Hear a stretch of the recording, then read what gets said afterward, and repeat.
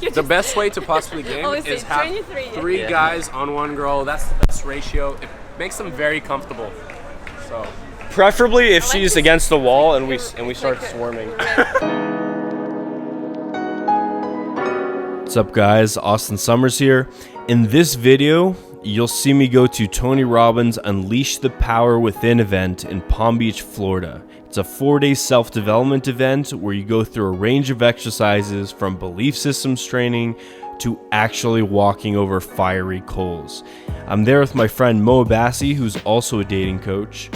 And much of the ideology of the dating industry, we found out, comes from Tony's philosophies. So you may have heard of reference experiences, pain and pleasure, empowering beliefs. That all comes from this philosophy. I recommend everyone who's serious about getting into self-development or into self-development to go at least once. The first part of this video is the event vlog where we experience these things, and the second part of the video are the key lessons that I learned there.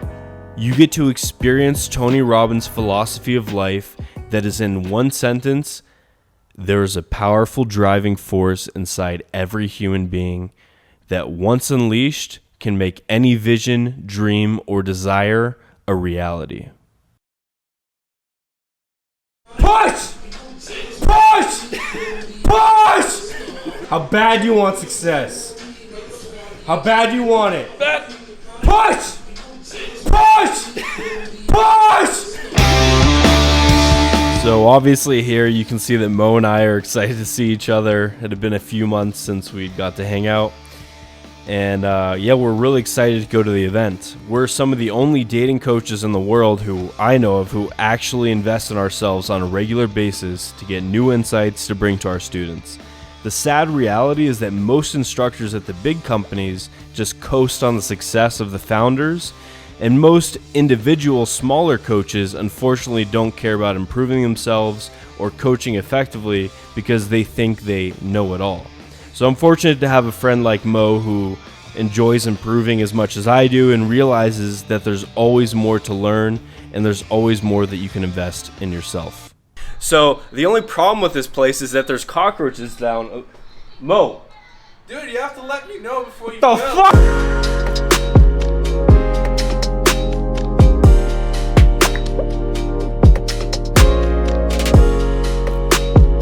What is this? Is it a It's a fluffer. Is it a microphone? Yeah, feel it. Yo, what up? I'm about to take a shit. Why are you so jacked? What do you mean? You look like you squat like a car. Anyway, my name's Austen. Hi, Austin. Sydney. We should have more kids. Look, here you go. I just finished crying like a little bitch. Remembering something that I was really grateful for in my life. Yeah, Mo cried a bit too. One of the biggest takeaways that you'll learn emotionally as well as intellectually here is the importance of gratitude. So gratitude, that feeling that you're grateful for things and people and moments and aspects of your life, those emotions can't exist simultaneously with emotions of anger and fear. So gratitude is incredibly helpful for living a fulfilled life because it makes you realize what you do have as opposed to always just striving for what you don't have. One of the quotes that I love from this event, Tony said, "The biggest fucking lie on the planet is that achievement is more important than fulfillment." And then there's a similar quote from Oprah that I really like. "The single greatest thing that you can do to change your life today would be to start being grateful for what you have." I also recommend gratitude as a daily practice that you can fit into your morning routine. So this is something I do after I meditate. Personally, what works best for me is reflecting on what I'm grateful for in 3 main categories: one person in my life, one thing I own, and one aspect of my life. So each day I reflect on a new person, a new thing, and a new aspect that I'm grateful for. One thing Tony does throughout the event is he keeps you in a social, alive, fun state through dancing, meeting people, exercising, being physical with people, singing, shouting, clapping. And this helps snap people, like just completely snap them out of their previous patterns of thinking so that they can make better decisions about their life from a high emotional state as opposed to a low emotional state where a lot of people are in depression and fear. They get out of that. They get into gratitude and joy and connection, and they make decisions for their life in a much better state. So we popped out. Tony Robbins doesn't actually give you any breaks, so you have to make your own breaks. So we're making our own break right now. We're going to get some salads, some nice food to recover, and we're going to eat it there. So I'd like, bring the star. I want you to come back here with me. yes! They've been burning the fires all night long.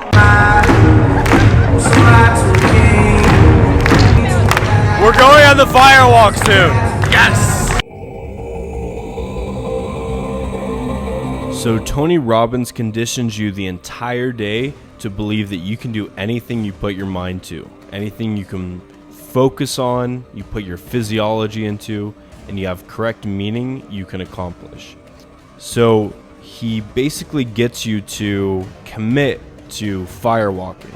And now firewalking has been practiced by many cultures in all parts of the world since about 1200 BC in India. And the power of conditioning your mind to do something you previously thought impossible or thought you'd never do is actually quite simple. You just have to follow a few steps. And this firewalk is kind of a metaphor designed to show you that you're capable of much more than you initially believed. And all you have to do is commit to it, put your focus on it, put your physiology into it, say yes, commit, do it, you're gonna do it, yes, and you have this idea, this visualization of you crossing over when you're done with the firewalk and that feeling of accomplishment.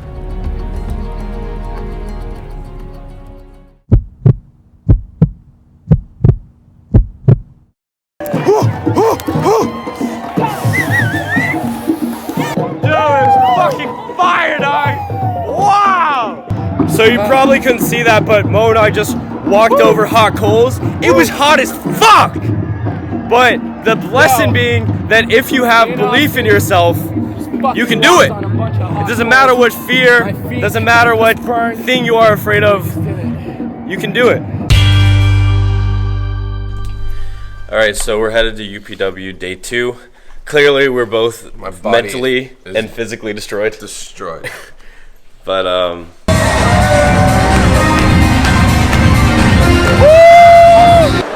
kombucha. Taste it, feel it, be it, slurp it, you are it. Drink it, you are kombucha. One warning for this event, you will become mentally, physically, emotionally, and spiritually destroyed after committing to all of the exercises. You'll have to think deeply about your life, endure injuries to your feet from the coals and jumping, face fears in your subconscious, and also massively lack sleep as the event ends super late and starts super early. It's intense. And as a side note, events like this are where you meet high status people. People who are investing in themselves, growing, and actually doing things with their lives. Are we already? We met 2 personal trainers. To be honest, I worked out a little bit harder than them. He complained about needing green juice the entire time. Gotta get that green juice, dog. Kombucha.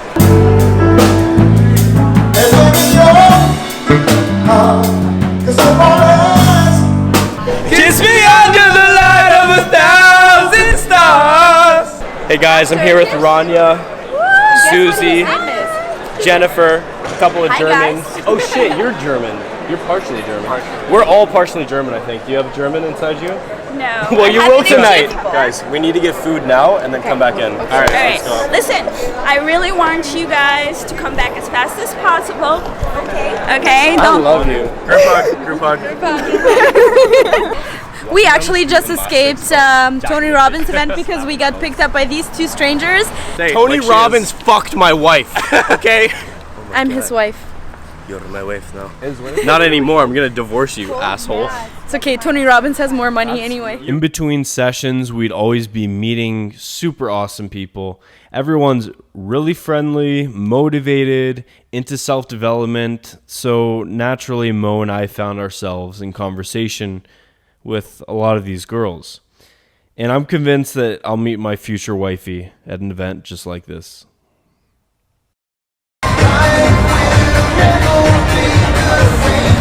All right, so basically we're evacuating right now because the state was so high that we actually literally... we had to evacuate because Mo ripped a really intense fart. And You know, Alexandra?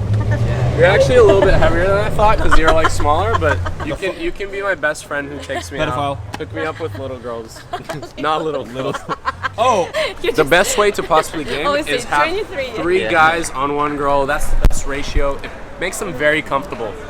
So preferably if she's against the wall and we start swarming.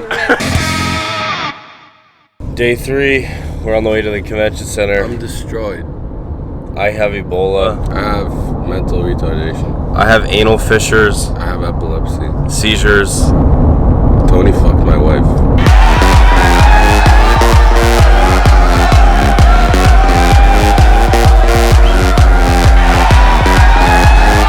How do you feel, Mo?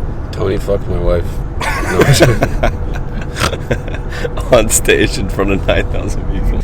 Anyway, it was great. It teaches you how to like let go of things that are beliefs that you've just repeated to yourself, and you end up just assuming as fact when in reality they're not. Just holding you back. They're like lies that hold you back. Negative patterns of belief are like invisible cages that keep people trapped where they are. Tony made me shit myself. Tony fucked my wife straight up the asshole. He made me shit myself. He gave me Ebola. Fuck my wife. Transformation. So this is an inside joke we created during the event. Tony would walk out into the audience and do crowd work. So that means he'd select a person and one of their major problems in life and solve it with them in the moment, creating a, quote, transformation. So we thought about the most bizarre scenario that he could get away with, like bringing some guy's wife on stage and then like helping her into a transformation by fucking her. I don't know why the character is an Italian man from New Jersey, but he's like, Tony, he fucked my wife. Brought her right up there. Transformation.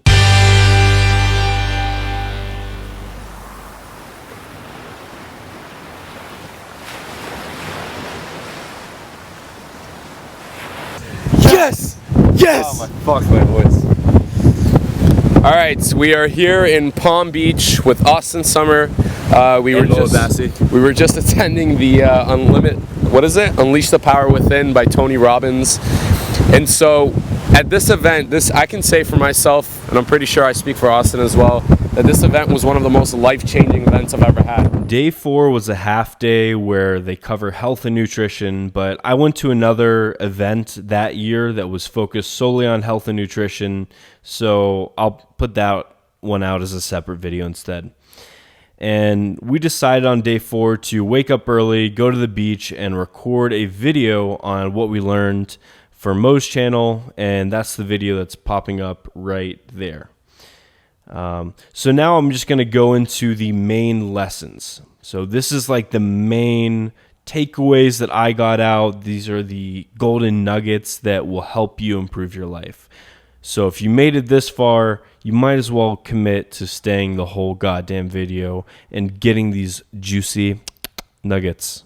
I'll go first into the structured ones and then later into the more random ones that are still like very wise sayings that will transform your life. So the main thrust of this seminar to me is that you need to understand the 3 forces in your life and then the needs of your life and then kind of the science of fulfillment and achievement. So the 3 forces in your life are focus, physiology, and meaning. So physiology is how you use your physical body, such as your breath, your posture, your movement, and you'll experience a ton of physiological changes during this event. And he has us become aware of when we're in a low energy state, such as depression, our breath becomes shallow, our posture starts to slump down, our movement is non-existent.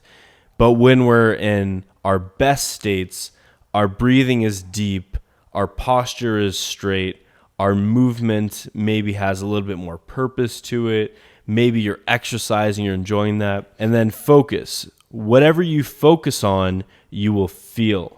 Where focus goes, energy flows. And the third is words and meaning. The language you use creates meaning. So your thoughts become your words, become your actions, become your habits, become your character, becomes your destiny.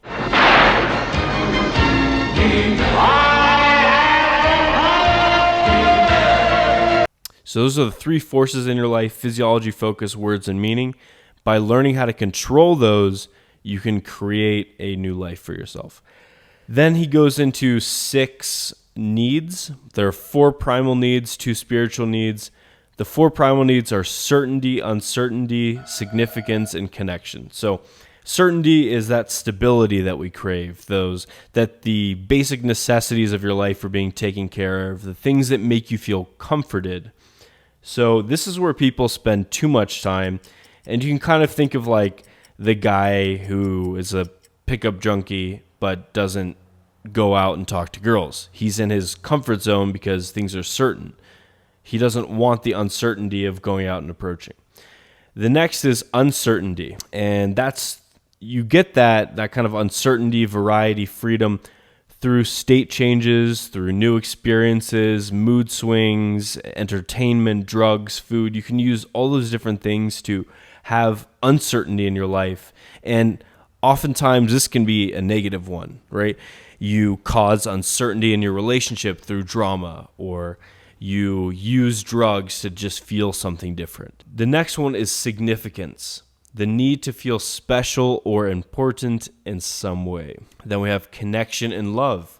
As a human, you also need to feel connected with someone or to something, a person, an idea, a value, a habit, an identity. And all of these can have positive and negative forms. For significance, your need to feel special and important can be to brag about yourself. Or you can get significance in a good way by doing a good deed. And then that leads me into the 2 spiritual needs. So the 2 spiritual needs are growth and contribution. You're either growing or you're dying, right? So this is growth. People are not spiritually satisfied unless their capacities are expanding. If you're stagnating, if you're slowing down, if you're not what you used to be, if you're giving up, you're going to get depressed. You can't just relinquish everything in your life and expect yourself to be happy.